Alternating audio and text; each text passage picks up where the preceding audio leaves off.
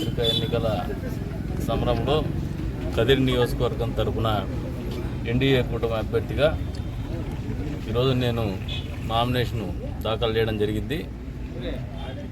ఈ ఎన్నికలు అనేది భారతదేశ ప్రజాస్వామ్య చరిత్రలో అతిపెద్ద పండుగ ఇది. ప్రత్యేకించి ఆంధ్రప్రదేశ్ రాష్ట్రానికి ఒక చారిత్రాత్మకమైనటువంటి ఎన్నిక కాబోతోంది. రాష్ట్రం ఏర్పడిన తర్వాత 10 సంవత్సరాల పాటు ఒకసారి తెలుగుదేశం ప్రభుత్వం ఏర్పడింది. ఒక్క ఛాన్స్ పేరుతో జగన్మోహన్ రెడ్డి గారికి ఒక అవకాశం ఇవ్వడం జరిగింది. ప్రజలు బేరీ చేసుకుంటున్నారు. 5 సంవత్సరాల కాలంలో ఈ నియోజకవర్గంలో కృష్ణానదీ జలాల్ని హంద్రీనీవా సుజల స్రవంతి ద్వారా ఇక్కడికి తీసుకురావడం జరిగింది. అది ఒక చారిత్రాత్మకమైనటువంటి ఘట్టం తెలుగుదేశం ప్రభుత్వ హయాంలో జరిగింది. అంతే స్థాయిలో కియా తీసుకురావడం జరిగింది ఈ జిల్లాకి. మరి జగన్మోహన్ రెడ్డి వచ్చిన తర్వాత ఈ జిల్లాకు కానీ రాష్ట్రానికి కానీ ఒరిగినటువంటి మంచేం లేదు. పోలవరం ఎప్పుడైతే తెలుగుదేశం ప్రభుత్వము పనిచేసిందో అక్కడికి ఆగిపోయింది. తర్వాత పని జరిగినటువంటి దాఖలాలు లేవు. పూర్తి చేస్తానని చెప్పేసి ప్రగల్భాలు పలికినాడు కాబట్టి ఇంతవరకు లేదు. అదే రకంగా ఆయన పలు హామీలు ఇచ్చున్నాడు. సిపిఎస్ వారంలో రద్దు చేస్తా అని చెప్పేసి, అదే రకంగా మద్యపాన నిషేధం చేస్తే కానీ ఎన్నికల్లో పోటీ చేయనని మాట్లాడి అన్ని రకాలుగా రాష్ట్ర ప్రజల్ని ఉంచేసినటువంటి పరిస్థితి. బటన్ నొక్కుడు కార్యక్రమంతో సంక్షేమం అమలు చేస్తున్నా అనే పేరుతో అప్పులు తీసుకురావడం తప్పితే అభివృద్ధి అనేది శూన్యం అని చెప్పేసి ప్రజలందరూ గ్రహించుకున్నారు. ఈ బటన్ నొక్కుడు కార్యక్రమం కూడా ప్రజలు మభ్యపెట్టేటువంటి కార్యక్రమం. ఎక్కడా ప్రజలకు మంచి జరిగేటువంటి వనగూరేటువంటి కార్యక్రమం అయితే కాదని చెప్పేసి కూడా ప్రజలు గ్రహించినారు. అన్ని రకాలుగా ఆంధ్రప్రదేశ్ రాష్ట్రాన్ని 5 సంవత్సరాల్లో తెలుగుదేశం ప్రభుత్వము అభివృద్ధి పదంలో నిలిపితే అంధకారంలోకి నెట్టేసినటువంటి ఘనత జగన్మోహన్ రెడ్డికి దక్కుతుంది. కాబట్టి ఈ రోజున అంధకారంలోకి నెట్టేయబడినటువంటి ఆంధ్రప్రదేశ్ రాష్ట్రాన్ని మళ్ళీ భారతదేశ పటంలో ప్రథమ స్థానంలో నిలపాలంటే ఖచ్చితంగా మళ్ళీ చంద్రబాబు నాయుడు గారు ముఖ్యమంత్రి కావడం, తెలుగుదేశం ఎన్డీఏ కూటమి ఈ ఎన్నికల్లో గెలుపొందడం అనేది అనివార్యమైనటువంటి పరిస్థితి. కాబట్టి చారిత్రాత్మకమైనటువంటి ఎన్నిక అని చెప్పేసి సందర్భంగా తెలియజేస్తున్నాను. ప్రజలందరూ విజ్ఞప్తి, ప్రత్యేక ఎస్టీలు కూడా ఆలోచన చేసుకోమంటున్నాం. ఎస్సీ ఎస్టీ సోదరులు ఈ 4 సంవత్సరాల 9 నెలల కాలంలో డాక్టర్ సుధాకర్ అనే ఒక ఎస్సీ డాక్టర్ని ఒక పిచ్చోడి కింద ముద్ర వేసి మరీ పిచ్చి కుక్కని చంపేసినట్టు చంపేసినారు. ఒక అతను మద్యం రేటు పెరిగిందని చెప్పి మాట్లాడితే ఆయన్ని శవంగా తెలిసి అది ఏమైందో కూడా తెలియనటువంటి పరిస్థితిలో అది ఆత్మహత్యగానో లేదంటే గుండెపోటుగానో చిత్రీకరించిన సొంత బాబాయినే హత్య చేసి గుండెపోటుగా మాట్లాడినటువంటి ప్రముఖులు రాజ్యం వెళ్ళినారు. గత 4 సంవత్సరాల 9 నెలల కాలంలో ఆలోచన చేసుకోమంటాడు ముస్లిం సమాజాన్ని, ప్రత్యేకించి సభ్య సమాజాన్ని.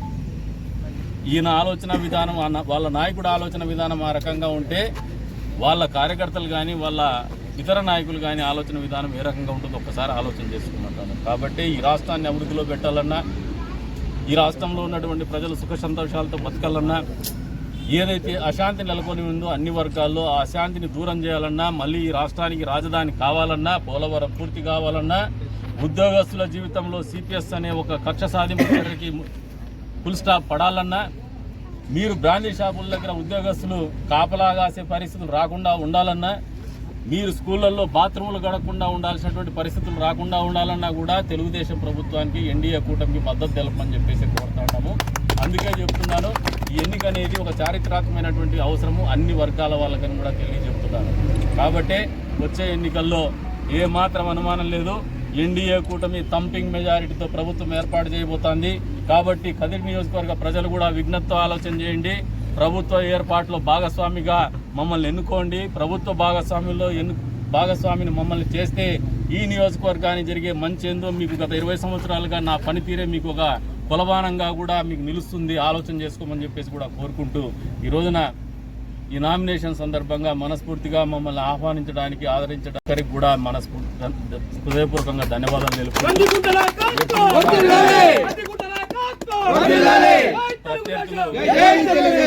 సవాళ్లు విసురుతానే వచ్చినారు. గతంలో 2 సార్లు వైఎస్ఆర్సీపీ పార్టీని గెలిపించినారు. ఓటర్లు గమనించుకోండి, ఒకతనేమో గోడ దూకి పారిపోయినాడు, మళ్ళీ ఇంకొకసారి మళ్ళీ వెనక్కు గోడ దూకి పారిపోయినాడు. ఇంకొక ఆయనకేమో పాపం ఏం చేసినాడు కానీ ఆయన టికెట్ నిరాకరించడంతో అసలు ఆ పార్టీకి సంబంధం లేనటువంటి వ్యక్తిని, జెండా కూడా ఎప్పుడు మోయినటువంటి వ్యక్తిని తీసుకొచ్చి ఈ నియోజకవర్గంలో అభ్యర్థిగా పెట్టినారు. ఆయనేమో వచ్చినప్పటి నుంచి ఈ నియోజకవర్గానికి ఏం చేస్తాడో చెప్పడు. ఎంతసేపు బీజేపీ పార్టీకి, తెలుగుదేశం ఓటేస్తే బీజేపీ పార్టీకి ఓటేస్తాడని చెప్తారు. ఇది ఆయన స్లోగన్. అసలు నియోజకవర్గం ఏంది, ఈ నియోజకవర్గ సమస్యలు ఏంది, ఈ నియోజకవర్గం భవిష్యత్తు ఏంది, ఈ నియోజకవర్గంలో ప్రజల పట్ల ఆయనకు ఉన్నటువంటి చిత్తశుద్ధి ఏంది ఎక్కడ మాట్లాడు. సిఏ అంటాడు, ఎన్ఆర్ఆర్ అంటాడు. దీనికి మద్దతు తెలిపిండేది మాత్రము జగన్మోహన్ రెడ్డి ఎంపీలే. అది మర్చిపోతారు. ముస్లిం సమాజాన్ని ఉద్దేశిస్తూ పదే పదే వ్యాఖ్యలు చేస్తూ ఉన్నాడు. ఆస్తులు లాగేసుకొని దేశం వదిలించేస్తారు వీళ్ళు అని చెప్పేసి. ఇటువంటి మతోన్మాదిని మీరు గెలిపిస్తారా? ప్రజలు ఆలోచన చేసుకోమంటారు. ఇటువంటి మత విద్వేషాలను రెచ్చగొట్టేటువంటి వాళ్ళు అభ్యర్థులుగా ఉండాలా లేదా ప్రజలను ఆలోచన చేసుకోమంటారు. గడిచిన 20 సంవత్సరాలుగా 4 సార్లు పోటీ చేసిన, ఒకసారి ఎమ్మెల్యే గెలిచుండొచ్చు. ఎప్పుడు కూడా ఈ నియోజకవర్గంలో మత విద్వేషాలు రెచ్చగొట్ల. హిందూ ముస్లిం బాయి అనే విధంగానే బతికినాం. ముస్లింల పరిరక్షణ కానీ, ముస్లింల అభ్యున్నత కానీ, ముస్లింల కష్టాల్లో కానీ అనునిత్యం ఆలోచన చేసినాం. ఈ రోజు కూడా వాళ్ళంటే ఒక ప్రత్యేకమైనటువంటి అభిమానము, మా వంతు బాధ్యతగా వాళ్ళని మా సోదరులుగా మేము చూసుకోవాలనే ఆలోచనతోనే బతుకుతున్నాం. భవిష్యత్తులో కూడా అదే రకమైనటువంటి దృక్పథంతో బతకాలనే ఆలోచనతోనే మళ్ళీ ఉన్నాం. ముస్లిం సమాజం కూడా ఆలోచన చేసుకోండి. ఈ రకమైనటువంటి వ్యక్తుల్ని ప్రోత్సహించడం ద్వారా మీరు సమాజానికి ఏం చెప్పదలుచుకున్నారు, రేపు పొద్దున ఊర్లో ఏ రకమైనటువంటి ప్రెసిడెన్సీ సెట్ చేయదలుచుకున్నారో ఒకసారి ఆలోచన చేసుకోమంటాడు. కాబట్టే మమ్మల్ని మాకు మద్దతు తెలపమని చెప్పేసి కోరుతా ఉన్నాం. 20 సంవత్సరాలుగా మీరు మమ్మల్ని అన్ని రకాలుగా యాసిడ్ టెస్ట్లకు గురి చేసి ఉండొచ్చు, అన్ని రకాలుగా మమ్మల్ని అన్ని కోణాల్లో కూడా మమ్మల్ని గమనించుండొచ్చు.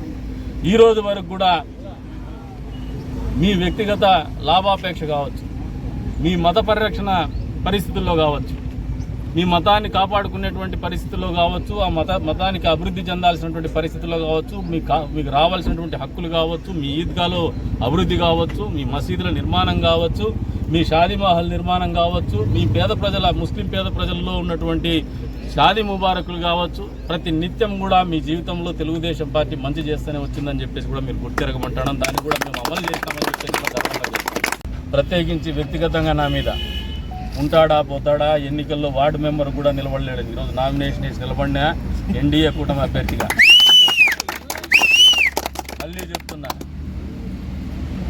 కందికుంట వెంకటప్రసాద్ అనే వ్యక్తిని ఈ నియోజకవర్గ ప్రజలు గత 4 సంవత్సరాల 9 నెలలుగా నాయకుడిగా, వాళ్ళ కోసం బతికేటువంటి వ్యక్తిగా దగ్గరగా చూసినారు. కాబట్టే ఈ నియోజకవర్గం ఈ ఎన్నికల్లో ఖచ్చితంగా తెలుగుదేశం పార్టీ అభ్యర్థిగా, జనసేన, బీజేపీ, తెలుగుదేశం పార్టీ ఉమ్మడి అభ్యర్థిగా నన్ను గెలిపించబోతున్నారని బలంగా ఆ నమ్మకానికి కూడా కారణం ఏమంటే నా వ్యక్తిత్వము, నా వ్యక్తిగతంగా నేను ఈ సమాజం పట్ల చూపించినటువంటి అంకిత భావం, నా కమిట్మెంటే నన్ను గెలిపిస్తుంది. మా చంద్రబాబు నాయుడు గారి దార్శనికత అనేది ఖచ్చితంగా పనిచేస్తుందని చెప్పేసి కూడా ఈ సందర్భంగా వాళ్ళందరినీ కూడా కోరుకుంటూ మరొకసారి ప్రజలందరినీ కూడా మమ్మల్ని వచ్చే ఎన్నికల్లో ఆశీర్వదించమని చెప్పేసి కూడా కోరుతాను.